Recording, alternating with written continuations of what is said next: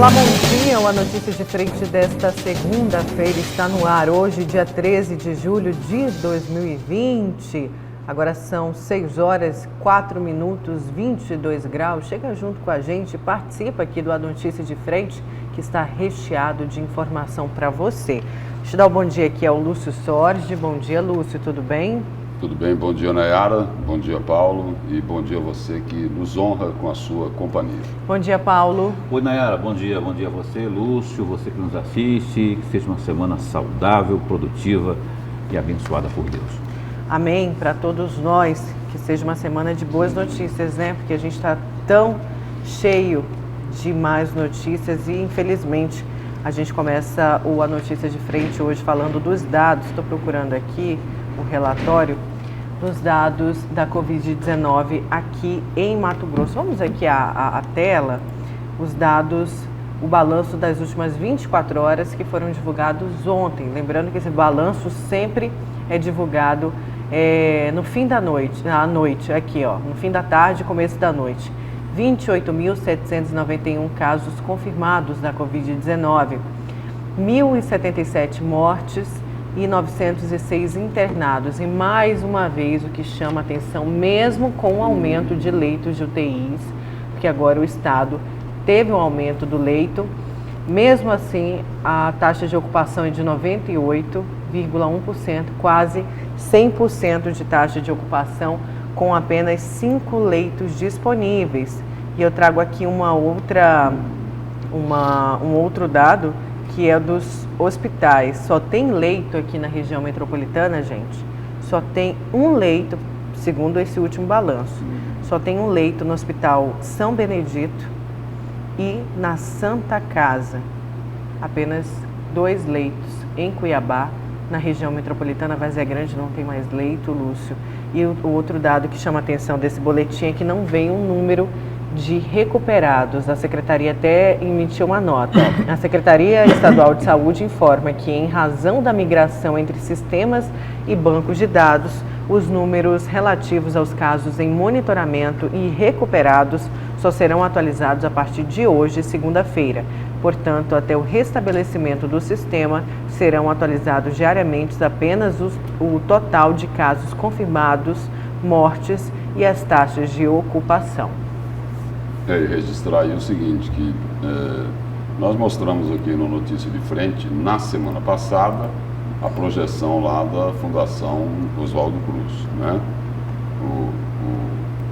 Que era exatamente esse número aí, de 28 mil casos. Eles falavam lá que o estudo lá, a projeção apontava que isso ocorreria no dia 11, hoje é dia 13, né? Com os dados do dia 12, não é isso? Então, a projeção da Fundação Oswaldo Cruz acertou ali em cheio, né? Foi na mosca, né? No número de casos registrados aí do novo coronavírus, né? E aí impactando, como você acabou de mostrar aí, a rede pública de saúde aí com mais de 98% de taxa de ocupação das UTIs, ou seja, quem precisar não vai ter UTI. E tem um detalhe, novas UTIs, que nem a Nayara disse, foram entregues, não é? Só que havia uma demanda represada na justiça, inclusive, que continua havendo essa demanda alta, e aí é enxugar gelo com toalha quente, né? Quanto mais, se não fizer um trabalho a contento, quer dizer, um amplo número de UTIs sendo inauguradas, entregues, e aí a gente volta a bater na tecla que a gente precisa aqui em Cuiabá e também na cidade de Várzea Grande de novas UTIs, especialmente aqui onde é o bolsão, onde há uma demanda maior. Se não for entregue a contento, vai ficar sempre isso que eu falei, né, de secar gelo. E lá no Nortão foram entregues agora, parece que esse fim de semana aí, por uma associação, um consórcio, na verdade, que tem a participação inclusive do Estado, parece que 9 UTIs novas, né? E mesmo assim não tem havido. Então, o problema é que entrega UTI e imediatamente elas são preenchidas, porque a fila de espera é muito grande. Automaticamente. É muito grande, infelizmente. E o nosso diretor aqui, o Celso, me informa que a mãe de um colega nosso faleceu de Covid ontem, do repórter cinematográfico Edilson Paulo.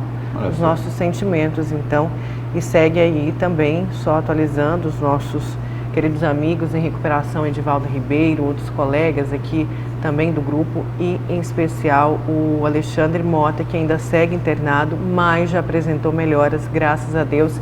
Se Deus quiser, ele estará logo junto da gente e da família dele. É o que a gente espera e deseja. Eu acho que é um maior desejo hoje, é esse. E todos aí que estão acometidos com essa doença, que consigam a recuperação, porque a gente sabe que há um desconhecimento muito grande dela, né? A gente não sabe o que vem a longo prazo, por exemplo.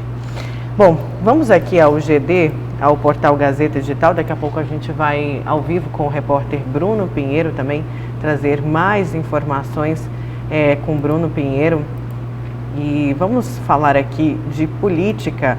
Vamos falar da Rosana Martinelli, que admite reeleição e deve enfrentar Juarez em Sinop. A prefeita Rosana Martinelli afirmou que será candidata à reeleição neste ano em Sinop. Ela pode ter como adversário o ex-prefeito e hoje deputado federal Juarez Costa, do MDB, de quem ela foi vice até 2016. Juarez é pré-candidato à prefeitura de Sinop. Sem muito tempo para se articular politicamente por conta da pandemia do novo coronavírus, a prefeita disse que aposta em obras e ações para se viabilizar politicamente. Aí tem também um ano bem difícil para esses gestores municipais, né? Porque enfrentar uma pandemia dessa, Lúcio, isso vai refletir muito, tanto positivo e negativo no pleito, não? Condução, né? A condução. Na realidade, as eleições já interferem, né, nesse trabalho de combate à pandemia, né? Já vem interferindo, né? Essa questão política aí já vem interferindo e interferindo bastante, né? Porque os prefeitos aí preocupados com o processo eleitoral, com as eleições que estão marcadas, já foram adiadas, né? Marcadas lá, o primeiro turno marcado para o dia 15 de novembro, né? Então, isso daí já está no meio da discussão, né? Quer dizer, o prefeito vai tomar uma decisão e ele já está olhando o seguinte: e aí, essa decisão que eu vou tomar, esse decreto que eu vou baixar, como é que isso vai repercutir, isso é bom ou se é mal, pensando no seguinte, né? Pensando nas urnas, né? E essa questão de Sinop em especial, o Juarez Costa, que foi prefeito ali, não é? E bem sucedido, saiu bem avaliado pela população, ele tende a ser candidato mais pelo grupo do que pela vontade própria, porque existe uma forçação de barra do grupo, especialmente do cacique do partido, que vem dizendo aí que ali em Sinop, também lá em Rondonópolis e Cuiabá, nesses três polos aí, o MDB terá candidatura própria. Agora, a Rosana, a prefeita, ela tem tido uma atuação boa, especialmente nessa questão da Covid aí.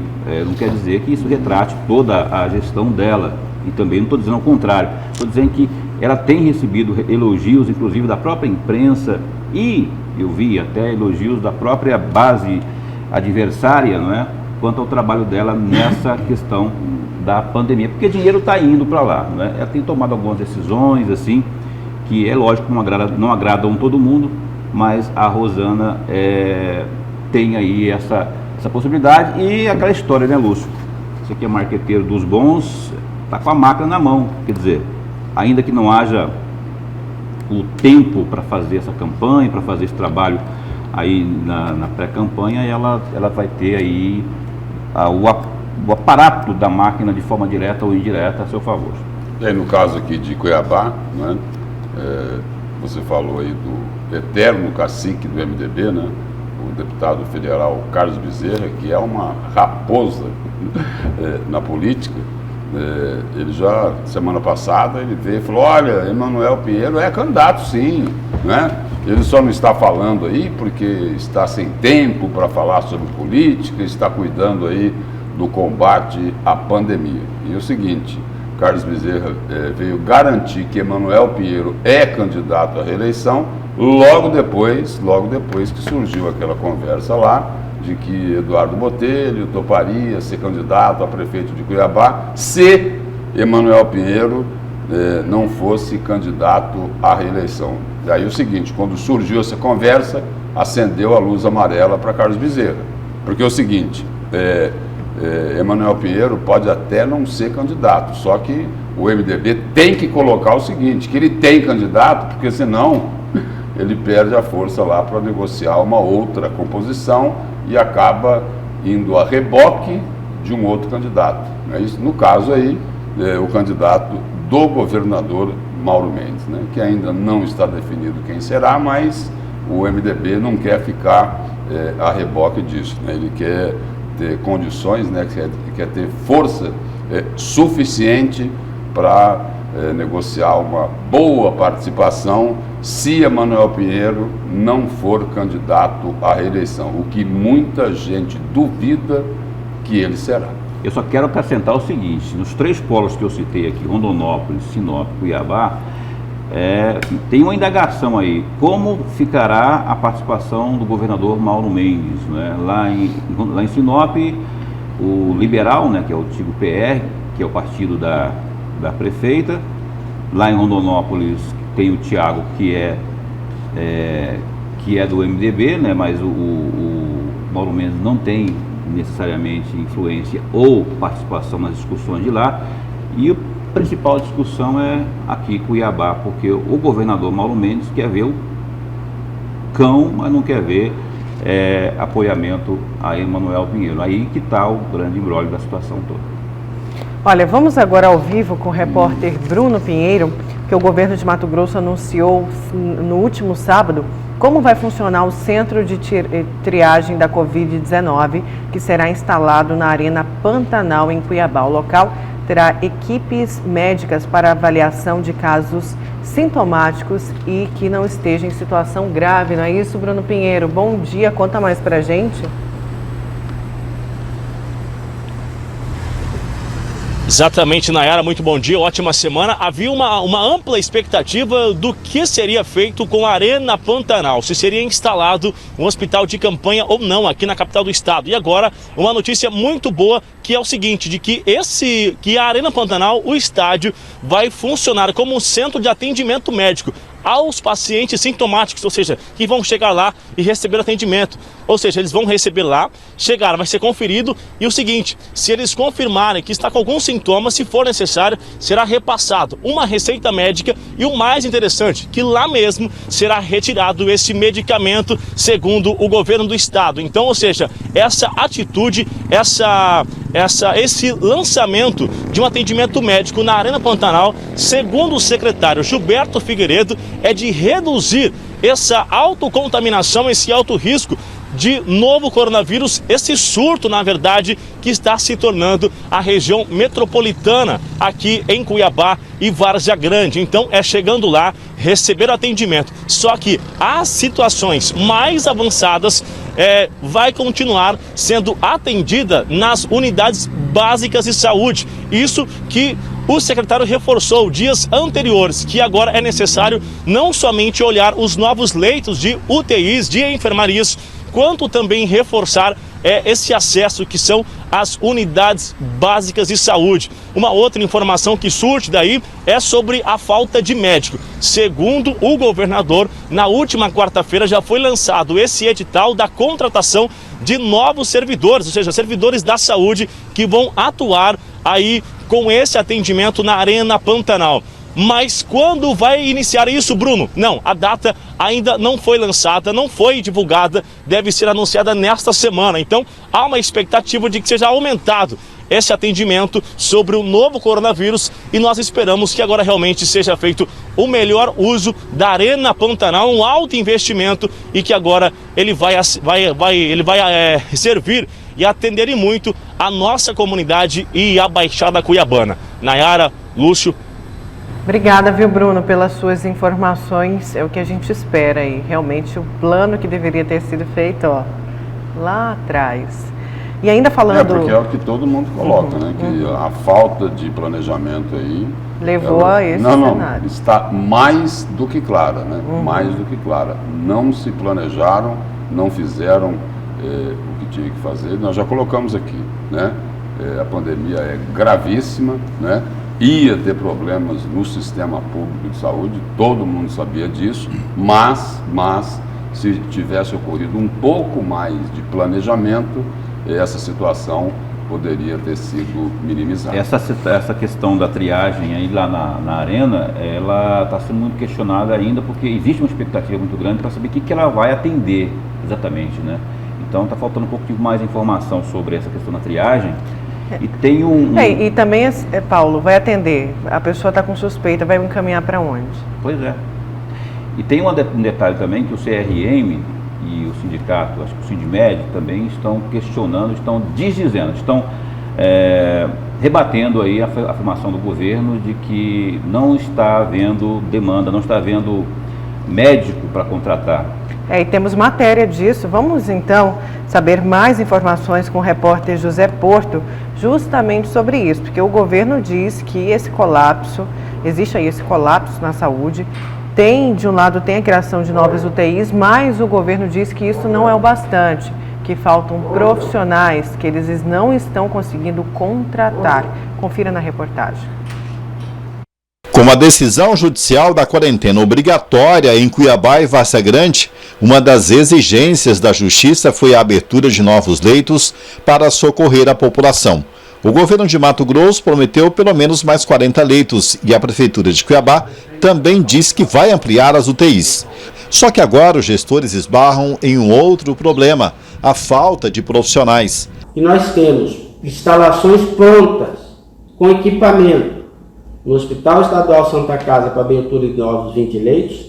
Essas instalações não ficaram prontas hoje, elas já estão prontas há alguns dias. Lá na Várzea Grande, mais 30 leitos de UTI equipados com respirador, com monitor, com bomba de infusão. E a maior dificuldade encontrada nesse momento, para abrir esses 200 leitos, não é equipamento. Agora é profissional e medicamento. Mas entidades como o Sindmed, o Sindicato dos Médicos e o Conselho Regional de Medicina, o CRM, contestam as alegações do governo de que, na realidade, não faltam profissionais de saúde, médicos, faltam melhores condições de trabalho. De acordo com o CRM, por exemplo, existem hoje ativos em Mato Grosso 6.855 médicos. Cerca de 3.300 atuam em Cuiabá e Várzea Grande. Os outros 3.634 no interior de Mato Grosso. Há uma grande preocupação quanto à precariedade dos contratos de médicos para trabalhar com pacientes da Covid e também a questão dos EPIs, dos equipamentos de proteção individual e até as condições sanitárias dentro de unidades de saúde, o que põe em risco a própria biossegurança do profissional e que, se ficar doente, ele não consegue uma assistência ou ficaria até mesmo sem honorários para se tratar. Realmente é um contrato precário, né? Quer dizer, se o profissional ele só recebe por aquilo que ele produz. Caso ele seja contaminado, que ele adoeceu, não tem renda, né? Existe o projeto que o Mauro Mendes encaminhou ou está encaminhando para a Assembleia, mas que no sentido de que só o profissional, se ele trabalhou 14 dias antes, quantos plantões ele deu, e se ele vai ficar 14 dias, né, de quarentena porque ele se contaminou, ele receberia esses plantões. Isso só apenas para os médicos que trabalham com Covid. O representante do Sindicato dos Médicos destaca que é inegável que os profissionais médicos estão receosos em arriscar a vida sem as garantias ideais até de EPIs, equipamentos de proteção individual. O Sindmed denuncia uma cópia de documento de entrega de uma máscara N95 para um servidor do Pronto-Socorro Municipal de Várzea Grande.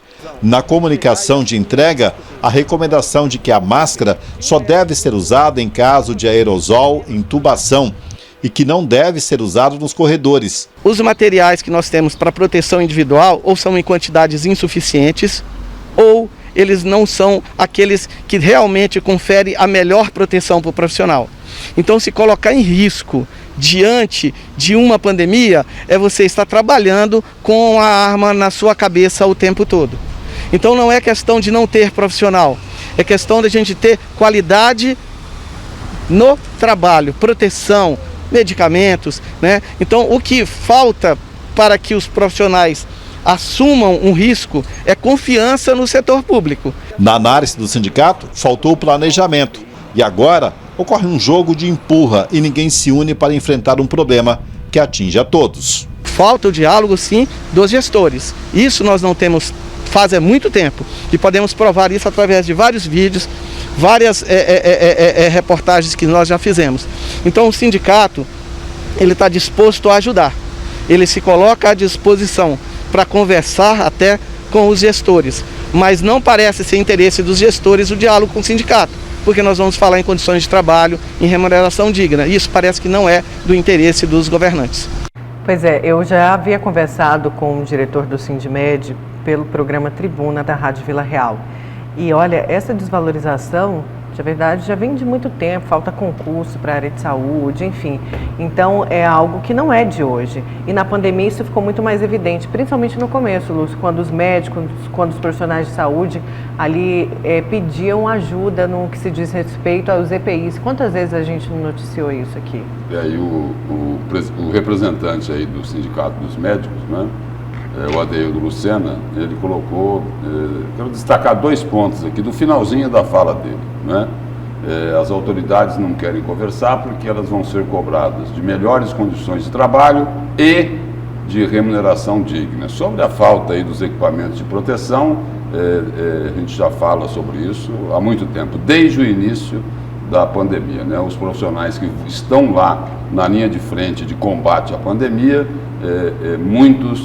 em muitos casos, não têm a proteção necessária. Agora, o outro ponto que eu quero colocar, quando o representante do Sindicato dos Médicos fala em remuneração digna, ele está mandando um recado para os gestores, os governantes, tanto do município como do estado, e o recado é o seguinte: olha, vocês estão dizendo uma meia-verdade.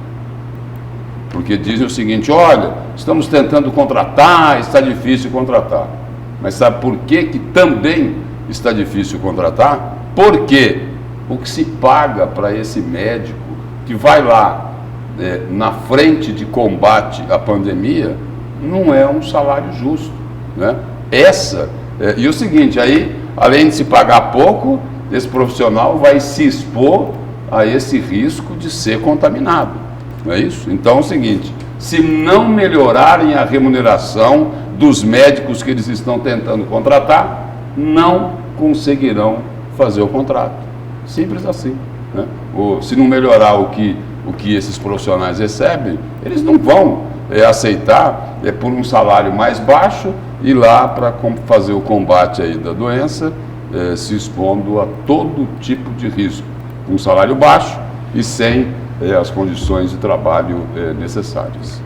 Eu quero saber os destaques de vocês para hoje. Paulo, vamos começar com o seu? Então, na semana passada, no fim da semana passada mais exatamente, não é? Aliás, que fim de semana foi esse, não é? Do ponto de vista da política nacional e mais notadamente aí quanto ao combate à Covid, no que diz respeito à pandemia. O meu destaque é quanto à doutora Nise Yagamushi. Ela, uma oncologista, 35 anos de casa, foi demitida sumariamente e demitida por telefone pela diretoria do hospital particular, é verdade, Albert Einstein.